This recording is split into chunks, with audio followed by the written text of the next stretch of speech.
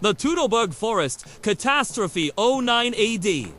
In the dense, rain-soaked forests of Teutoburg, the Roman Empire experienced one of its most devastating military defeats. 3 experienced legions, 17, 18, and 19, under the command of Governor Verus, were deceived and led into a deadly trap by Arminius, a Germanic chief who had previously served in Roman forces and understood their tactics intimately. For 3 grueling days, Germanic warriors unleashed relentless attacks using spears and arrows. The difficult terrain, combined with constant rain and mud, made the Roman formations vulnerable to ambush tactics. By the battle's end, approximately 20,000 Roman soldiers had perished, and their sacred eagle standards were captured as war trophies for Germanic tribal shrines. When news reached Rome, Emperor Augustus was devastated, reportedly striking his head against palace walls while crying out, "Quintilius Verus, give me back my legions." This defeat represented more than military loss. It shattered Roman confidence in their inevitable expansion and forced them to abandon plans to conquer all of Germania, east of the Rhine River. The strategic aftermath. The Teutoburg disaster fundamentally altered Roman frontier policy. Rome abandoned its ambitions to extend the empire to the Elbe River and instead consolidated defenses along the Rhine's western bank, constructing fortresses like Vetera and Nova. The defeat also eliminated Rome's ability to manipulate Germanic tribal politics through military intimidation. For the Germanic tribes, victory elevated Arminius to heroic status as Germania's liberator. However, the tribal coalition remained unstable, united primarily by anti-Roman sentiment while harboring internal conflicts over territory and leadership. Germanicus and the campaign for revenge 15 to 16 AD.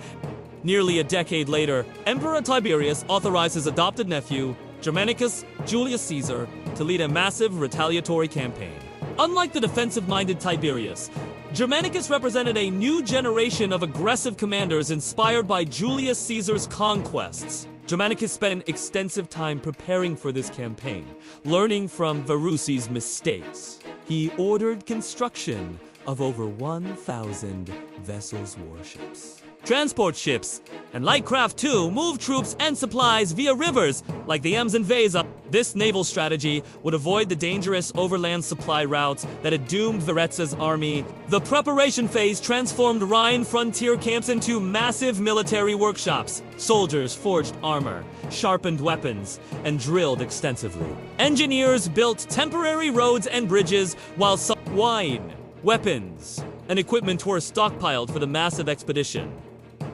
The Battle of Idistaviso, 16.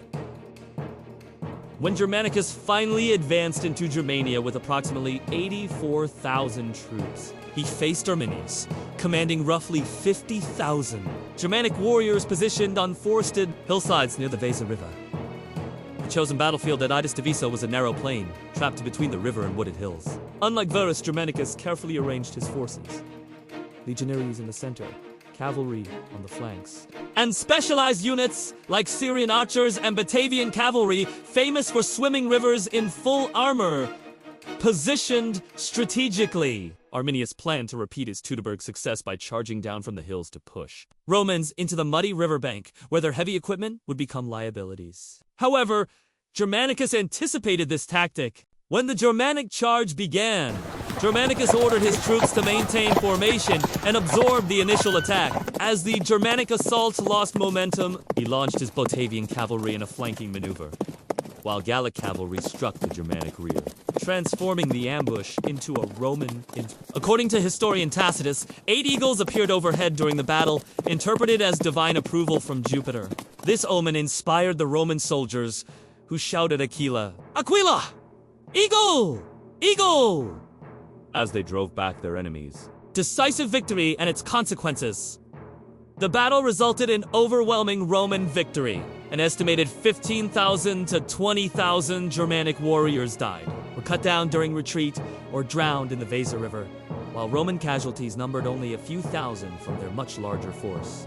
Germanicus erected a monument proclaiming, "The legions of Tiberius." Caesar under Germanicus defeated the Carusi and tribes allied to Arminius here. This act so enraged the Germanic tribes that they launched another massive attack at the Angevarian Wall, which the Romans again crushed. After completing his campaign season with additional victories against other tribes, Germanicus withdrew to the Rhine. Although confident that one more campaign could end the war entirely, Emperor Tiberius recalled him, declaring that Rome's revenge was complete and the Germanic tribes should be left to fight among themselves. Contrasting military philosophies, the two battles represent fundamentally different approaches to warfare and command. Varus approached his mission more as a civil administrator than a military commander, relying on Roman prestige and assuming tribal submission. His forces moved slowly with heavy supply trains, lacked adequate scouting, and showed no preparation for Germania's challenging terrain. Germanicus, conversely, demonstrated strategic thinking shaped by Varus's failure. Rather than pushing into unfavorable terrain, he forced Germanic forces to fight on open ground, where Roman discipline and organization provided maximum advantage. He coordinated multiple military branches, infantry, cavalry, and naval forces while ensuring secure supply lines through careful preparation. The psychological differences were equally important. Varus's troops panicked when formations collapsed under Germanic attacks, while Germanicus' soldiers carried a burning desire for revenge that sustained their discipline even under pressure.